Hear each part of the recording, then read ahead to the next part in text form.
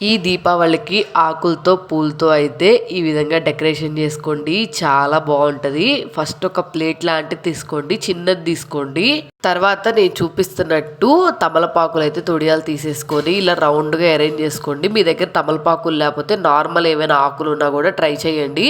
తర్వాత నా దగ్గర ఇలా వైట్ కలర్ ఫ్లవర్స్ ఉంటే అవి ఇట్లాగా ప్లేట్ పక్కన అయితే నీట్ గా రౌండ్ గా అరేంజ్ చేసుకున్నాను. తర్వాత మధ్యలో అయితే ఇట్లాగా గ్లాస్ ఒకటి పెట్టుకొని చామంతి పూలు కానీ లేకపోతే బంతి పూలు రేకులతో ఇట్లాగైతే డెకరేషన్ చేసుకోండి. మీ దగ్గర పూలు ఉంటే డైరెక్ట్ గా పూలైనా పెట్టుకోండి ఇట్లాగా.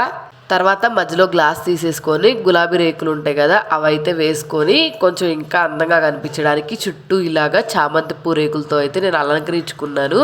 నెక్స్ట్ 3 గులాబీ రేకులతో అయితే ఇట్లాగ అరేంజ్ చేసుకొని చుట్టూ అయితే మన దివాళీ లైట్స్ ఉంటాయి కదా, అవైతే పెట్టుకొని మధ్యలో అయితే మట్టి ప్రమిద అయితే పెట్టుకున్నాను నేను. మొత్తం పూర్తయిపోయేటప్పటికి ఇట్లా అయితే అందంగా ఉంది. నేనైతే సింపుల్గా చేశాను. ఇంకా మీరు కావాలనుకుంటే దీన్ని ఎక్స్టెండ్ చేసుకొని ఇంకా పెద్దగా చేసుకోవచ్చు. దీపావళికి బాల్కనీలో కానీ లేకపోతే ఇంట్లో ఫ్రంట్ సైడ్ కానీ డెకరేషన్ చేసుకుంటే చాలా బాగుంటుంది. ట్రై చేయండి, నచ్చితే సబ్స్క్రైబ్ చేసుకోండి.